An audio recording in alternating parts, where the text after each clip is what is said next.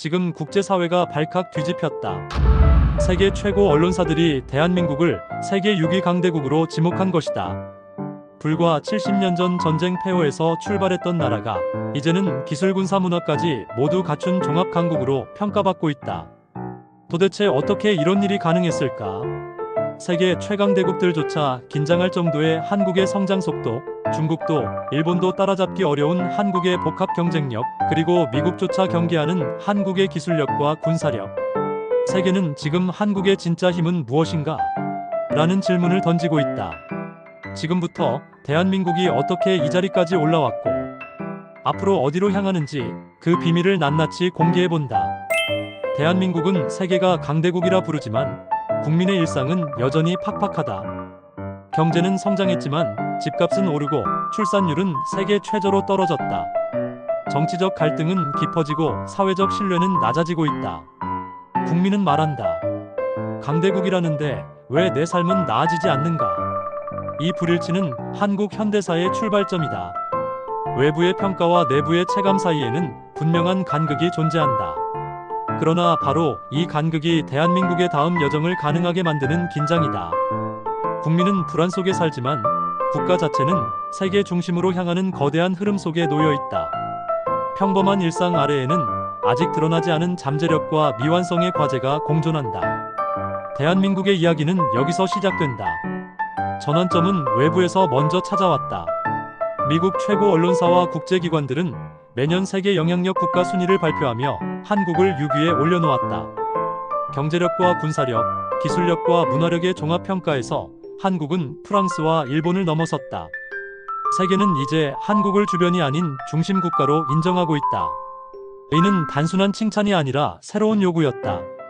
한국은 더 이상 중견국이 아니라 글로벌 리더십을 발휘해야 하는 위치로 올라섰다.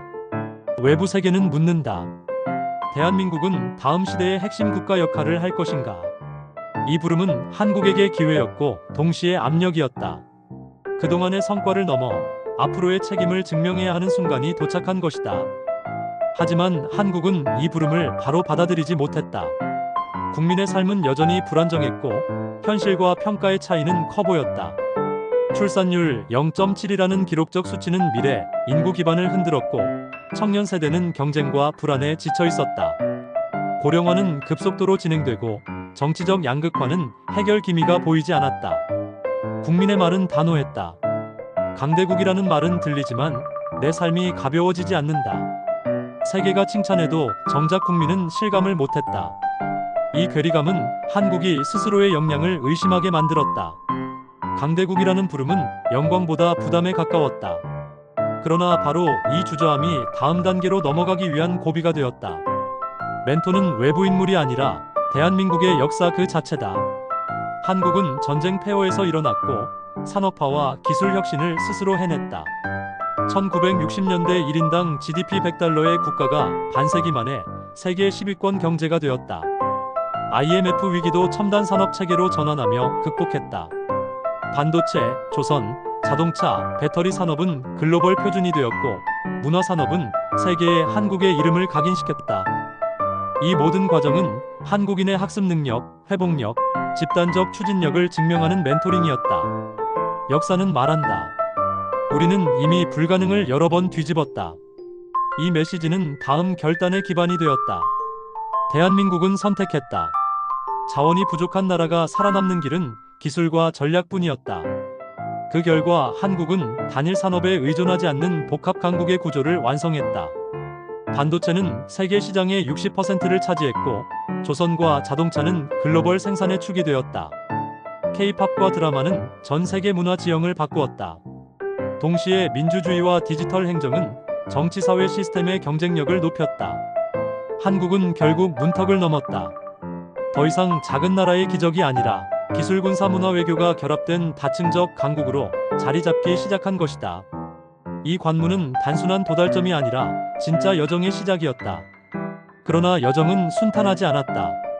외부에서는 미중 패권 경쟁이 격화되며 한국은 거대한 압력 속에 놓였다. 공급망 전쟁, 글로벌 경기 침체, 지정학 불안 등 새로운 난관이 이어졌다. 내부에서도 출산율 하락과 인구 감소, 정치적 양극화, 사회 갈등이 커졌다. 하지만 동시에 한국은 다양한 동맹과 협력의 기회를 확보했다. 첨단 산업 협력, 방산 수출, 문화 교류, 글로벌 시장 진출이 확대되었다. 시험과 접대, 그리고 동맹이 동시에 찾아오는 복합 환경 속에서 한국은 더욱 단단해졌다. 위기는 늘 한국을 성장시키는 아이러니한 토양이었다. 한국은 매우 깊은 질문과 마주했다. 우리의 진짜 힘은 무엇인가? 규모도 자원도 아닌데 왜 세계는 한국을 강대국이라 부르는가? 한국의 본질은 기술력, 군사력, 문화력, 민주주의, 교육 수준, 혁신 능력 등 여러 요소가 결합된 복합 구조였다. 다시 말해 한국은 단일 요인 국가가 아닌 시스템 국가다. 이 깨달음은 새로운 정체성의 시작이었다. 강대국이란 자원의 크기가 아니라 구조의 완성도로 결정된다는 사실을 한국은 이해하기 시작했다. 심연은 위기가 아니라 본질을 재정의하는 과정이었다. 그러나 국가의 성장과 별개로 국민은 한계에 가까워지고 있었다. 출산율 붕괴는 미래를 위협했고 청년 세대는 경쟁에 지쳐 희망을 잃어갔다. 고령화는 경제와 복지 체계를 무너뜨릴 수 있는 수준이었다. 주거 불안, 일자리 불안, 정치 불신은 사회 전반을 마비시키기 시작했다. 이것은 한국의 최저점이자 결정적 시련이었다. 강대국이라고 불리지만 정작 국민의 삶은 그 이름을 따라가지 못하는 현실.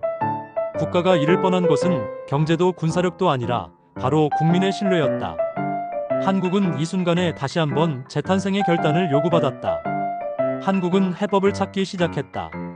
미래 산업을 중심으로 국가 전략을 재구성했고 AI, 우주항공, 바이오, 2차 전지 등의 영역에서 새로운 성장 공식이 마련됐다.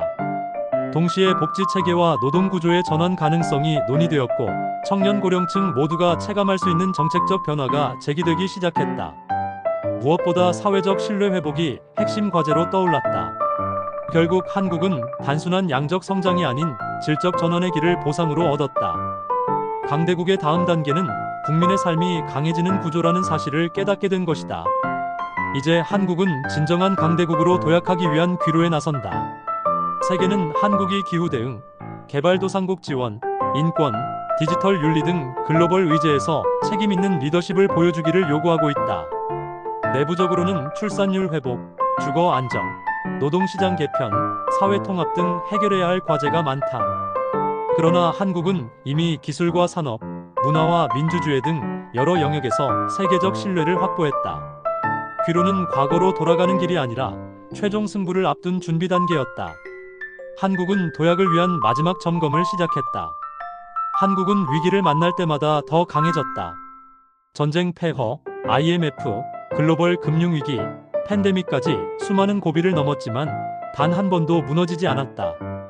한국의 부활은 경제뿐 아니라 기술, 군사, 문화, 외교까지 모든 영역에서 동시에 일어났다. 이제 대한민국은 단순한 제조 강국도 문화 강국도 아니다. 구조적으로 완성된 종합 강국으로 인정받기 시작했다. 강대국이라는 이름은 외부의 칭찬이 아니라 내부의 성취가 증명한 결과가 되었다. 한국은 다시 일어섰고 더 높은 단계로 향하고 있다. 대한민국이 얻은 영향은 기술도 무기도 아니다. 바로 국민의 혁신 능력, 회복력, 교육 수준, 민주주의의 역량이다.